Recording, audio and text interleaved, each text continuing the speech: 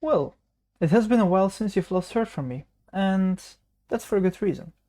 No intro this time, no cliffhangers, we're jumping right in. The table of contents is in the description, as well as the menu bar, by the way.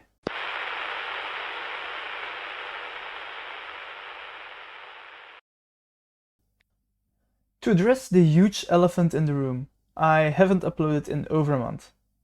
That's because I have been busy preparing things for the upcoming flights.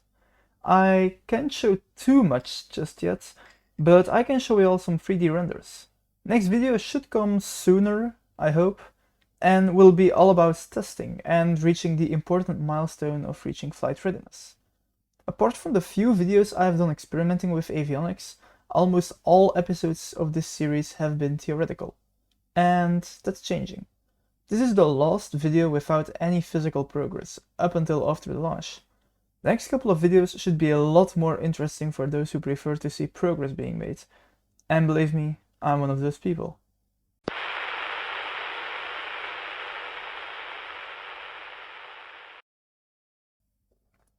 So, what is yet to be done before TF1, the first flight of the A1?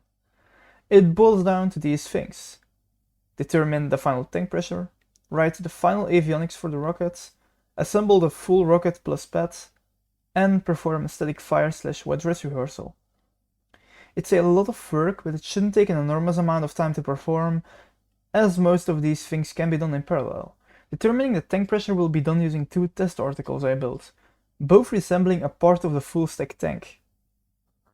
One of these tanks will be filled with air, until it explodes. This will determine the pressure at which it becomes dangerous to operate. Then, using a second test article, we will determine, using the knowledge gained from the first test, what the safe working pressure is, and we'll use that as our final tank pressure.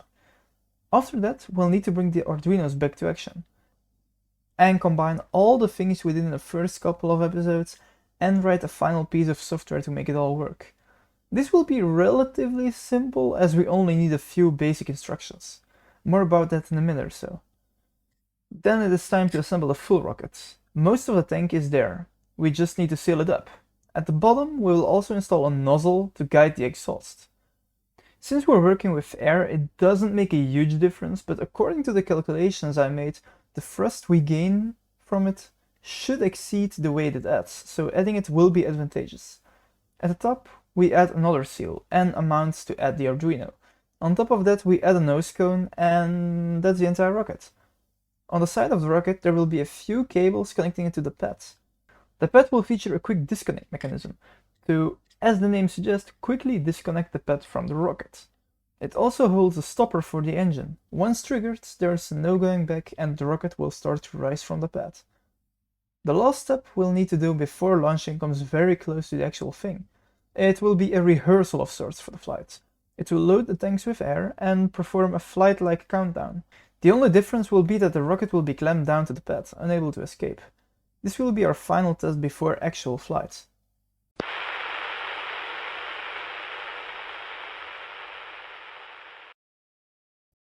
Now it's something completely different. I've talked a few times about what the plans for the A1 are after the flight, but I've always kept it vague-ish, not giving out too much detail. I'm not all of a sudden going to be an open book about it, but there are some things planned for the future.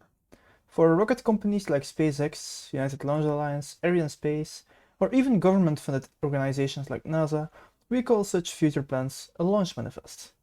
It's basically a schedule of all currently planned launches. I too have such a launch manifest, the difference being that I don't work at such scale. But it is always a good thing to have it planned out. My manifest currently contains 3 flights. They are the following. TF1. This will be my first flight, the flight we've been working towards for the last half a year. It's also the first flight of the A1, flying the Mark II prototype.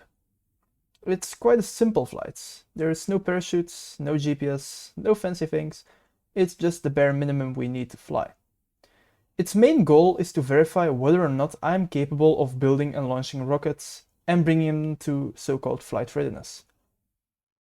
Then the second flight will be 07K8. This will be the second flight of the A1, flying a Mark III prototype. with improvements that are made whilst testing and flying Mark II.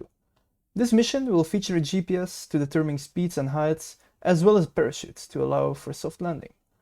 And this will be the last mission flying on an A1. Then the third and currently last planned mission is Dear Eager Nishfish. And this mission has a name a friend of mine will love to hear for sure. It will be the first mission to not fly on an A1. It will fly something else, but what that is, we'll have to figure that out later. All these missions, except for TF1, do not yet have a launch date confirmed. TF1 has a launch date, but I've let it slip a few times already. We'll get there one day though. That concludes this update. Next video, we'll be starting to ramp up the pace and get ready for liftoff. I'll see you all then. Bye bye.